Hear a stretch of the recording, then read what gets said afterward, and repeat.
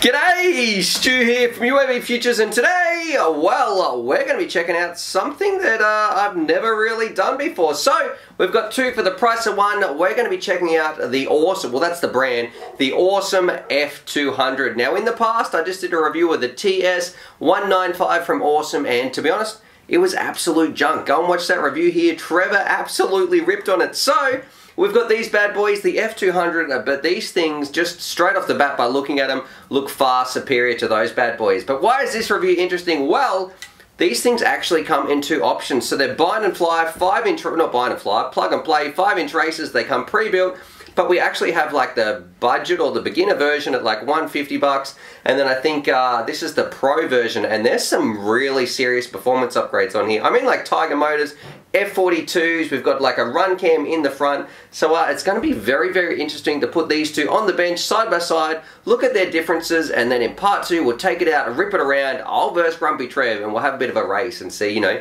does gear matter? How much of an upgrade is the pro version? Anyway, enough rambling from me. What we should do, we should get started with this part one video. Let's stick them on the bench and have a look at how they come. Alright, let's do it. Alrighty, so here they are on the bench. You can see we've got the pro version right here, the standard version right there, and there is actually quite a few differences between these. So these are two 5-inch races that come pre-built, ready to rock and roll, and on first impressions, they look like they're going to absolutely rip around, but I'm just noticing, you know, I can tell already if you look at them closely, there is a few little things that we'd like to change, so definitely stay tuned. But to easily tell them apart for future reference for the rest of the video, the standard version's got some gold props, and the upgraded version, it's got these Tiger motors, the F42s on them right there. So that's probably the easiest way. Now what we're going to do, let's stick them on the scale straight away, because let's take our bets. How much do you guys think this is going to weigh? We're going to weigh the upgraded version first, so let's tear our scales off, put it on.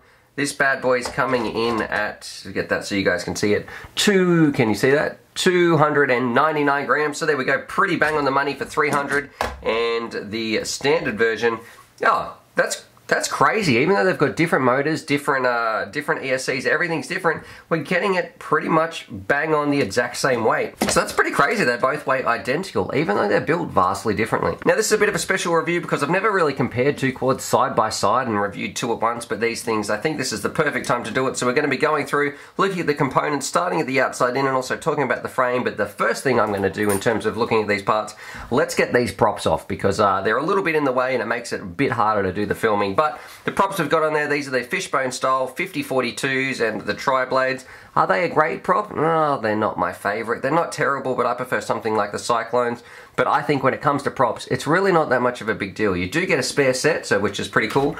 So you do get a spare set, but props are one of those things. Look, nobody I know buys a racer based on the props it comes with. I'm just going to switch these over to Cyclones anyway. We'll go out and we'll fly it with these, but if I was actually getting this for myself as my main race drone, I'd be putting Cyclones on this all day, every day. Alrighty, that's a little bit better. I've also taken off the FPV antenna, so you do get, look, a omnidirectional antenna, so I'll put that to the side. I would say the quality of this, I'm going to say it's average. It's nothing like a TBS or anything like that. Look, it's still going to do the job, but we'll put that to the side. One difference I did notice, with the upgraded version, you get these little lock nuts right here that come with the Tiger motors.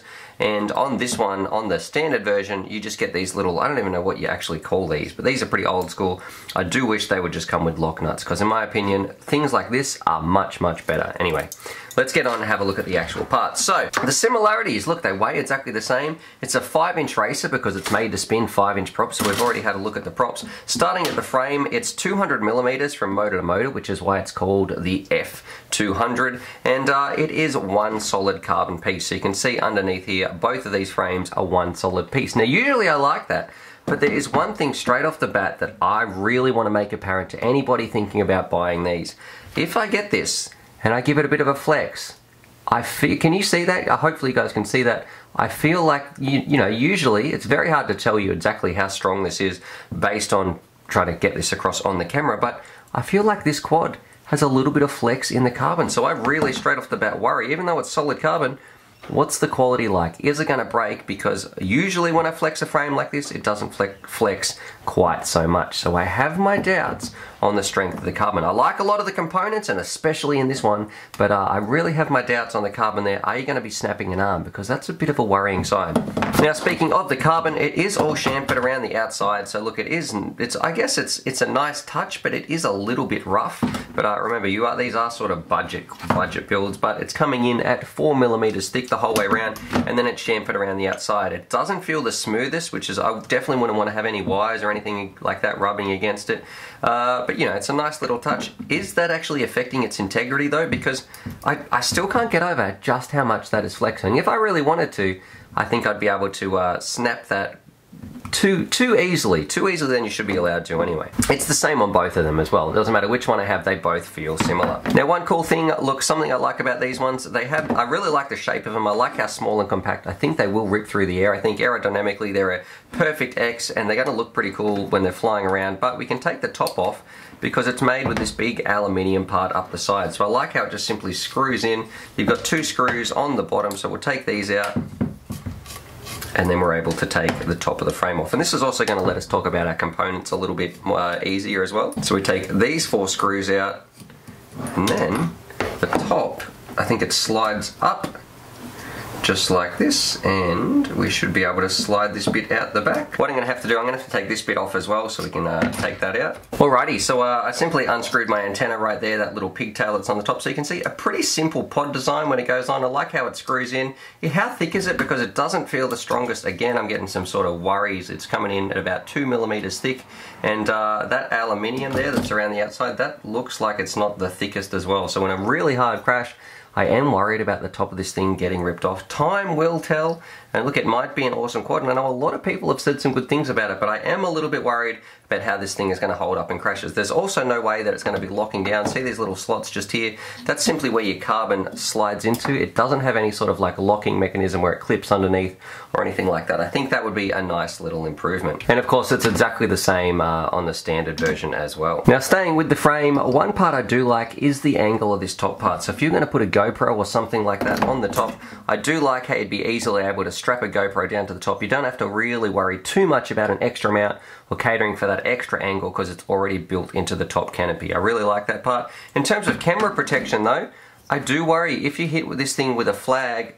why can't it just have a little standoff or something that's coming out the front? Because in a really hard forward frontal crash, you're probably going to be smashing your camera. But look, that's not a fault of just this one. I know there's a lot of bind and flies out there where your camera is going to be getting smashed if you do hit a flag. So another little upgrade as well, if you're listening awesome quads, definitely put a little bit extra camera protection in. Alrighty, so the frame's out of the way, and now it's time to have a look at the components. And what I want to know, is it worth upgrading? Because look, this thing on first impressions is crazy good value. It's like 150 bucks. You get some pretty decent kit in here, which we'll talk about in a bit. Is it worth upgrading though? Because this one is about 200 or maybe 220, something like that. I'll link them both down below so you can check them out. But is it worth upgrading? So what do we actually get? Now what we'll do, we'll jump between each one here. So the star of the show for me on the upgraded version is these bad boys right here. These are the Tiger Motors, the F40s, the 2600 kV, and on a light prop with a light quad, I really expect this thing is going to absolutely scream. If I was going to upgrade something like the B-Fight or anything like that,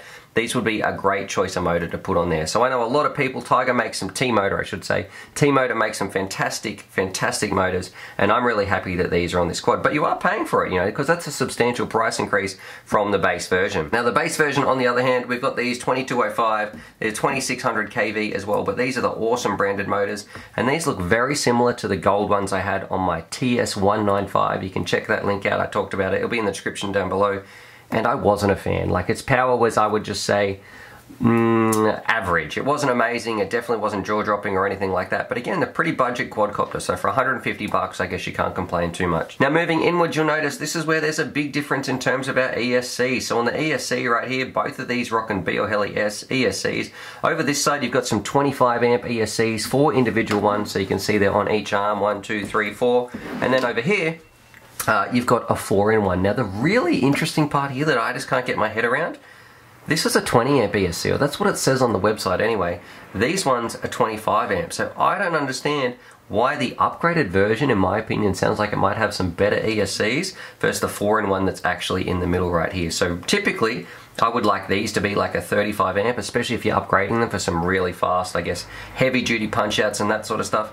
Over this side, you've actually got the better ESCs. In my opinion, it's not as pretty because it's not a 4-in-1, but performance wise, you've got better ESCs on the base standard version. So I've taken the top off here, and this is where things start to get a little bit interesting. So you notice the stacks are totally different. In this one right here, in the standard version, we have our PDB in the bottom, which is a very standard way of building, a little bit old school, because in this one, we've got our all-in-one. So our ESC is actually functioning as our PDB as well, and then it hooks up to our flight controller. So on this bad boy, we've got an F3 flight controller, the same over here, except this one is built in with our VTX. This is like what's called, this is their branded awesome one. It's got a built-in VTX as well as your flight controller. Will they perform about the same? I would say yeah, probably, but if you want a cleaner build, this is definitely the way to go. So you don't have to put that VTX stack in here, because the VTX on this one is, I don't know, hopefully you guys can see this, but it's secured into the top. It's a little awesome one branded as well. The VTX on this one right here is a standard 200 milliwatts. That's what that's going to be putting out. And over here, this VTX built into this one you can change. So whether it be pit mode, 25 milliwatts, 200 milliwatts, or also 600 milliwatts. Another thing to talk about with the VTXs as well, this one's got little dip switches, and I know a lot of people rag on dip switches and say they're not the best. I don't mind them because you can actually change things while your quad is turned off.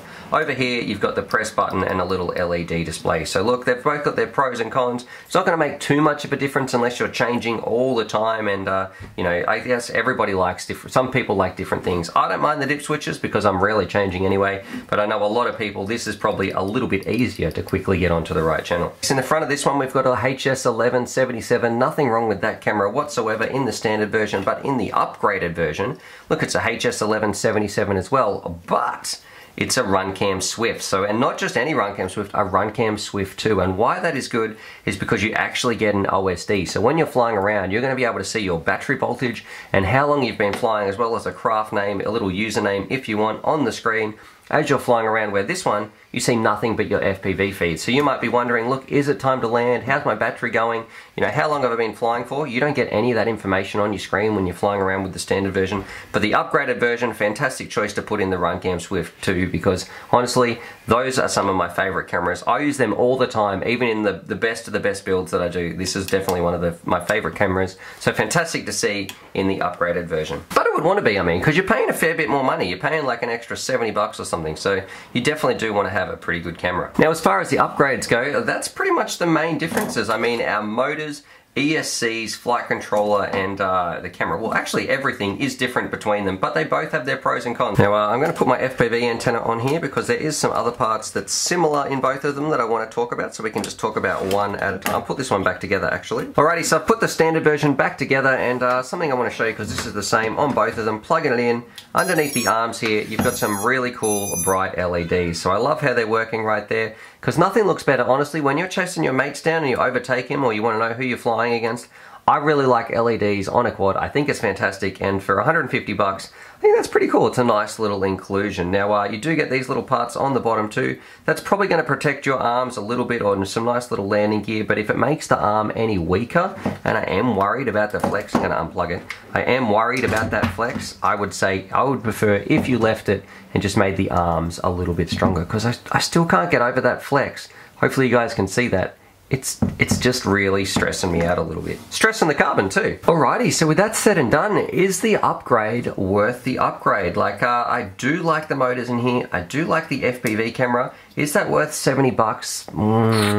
It's really borderline, because look, these are fantastic motors, and this is my favorite FPV camera. So if I was going to upgrade this is probably what I'd be putting on here. But for the price you're paying, like, I can understand the price of this one, fair enough. For the price you're paying, if you're putting that really good kit on here, I still can't get over that flex in that arms. I'm really worried, you know, it might hold up okay in the review, but over time I really have my worries. Is this thing going to snap where other frames would be holding up quite well? Maybe that's a bit of a frame issue that's with the awesome quads actually in general, because I know the last one, the TS195, broke on its first flight. Granted, that wasn't full carbon, and it's nice to see they've upgraded this one. Both of these are solid carbon. Look, it might be fine. That flex might be okay, but it definitely is worrying me a little bit. Now, if we're speaking of improvements, what I would also like is, down the bottom here, I wish we just had a little part where we could zip tie our XT60 connector down, or maybe to the arm or something like that I'm going to have to do, because in a big crash, and if your battery gets jettisoned off, it might rip this thing straight off the pads, and then you're all out of luck. So that's no good. Definitely need some strain relief on that. I'd like a battery pad underneath if we're going to be you know, velcroing our battery down. I would like some sort of sticky pad. I don't think that's very much, especially in the upgraded version. That'd be a nice little one to have. And then finally, on both of these, we definitely need some FPV camera protection. So this one right here, if you're going to be, I can definitely see this getting smashed, no worries. So you can see it's actually tapping on right there. That's the first thing that's going to break. That FPV camera is one of the best parts about this upgraded version, and so you don't want to be breaking it the first time you hit a flag. It might be fine with trees and, you know, the ground and things like that, but if you're going to be racing this thing around flags, that flags are absolute camera killers. So please, this goes out to all quad manufacturers, please protect our cameras a little bit better.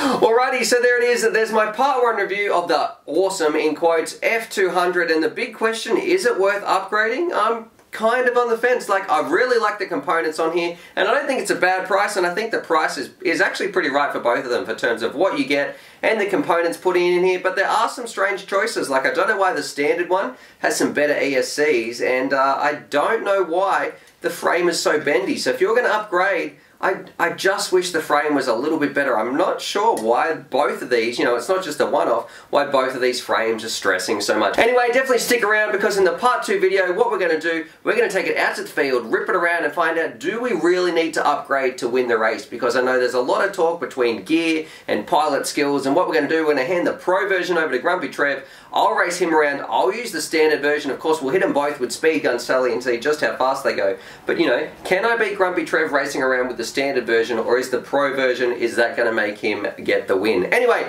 enough rambling from me. Hopefully you guys enjoyed that. Subscribe for more FPV related content. Drop your thoughts down below. What do you think about these bad boys? And as always, happy flying. Alrighty, so hopefully you guys enjoyed that video. Definitely subscribe if you're new to the channel and check out these videos. And I'm also going to leave a little link here to my Patreon page, because I've got some fantastic Patreon supporters and I like to give back to them as well. So if you want to join the UAVfutures family, there's things like bonus Velcro straps, little bundles of FPV goodies and things like that that also get sent out. Anyway, happy flying.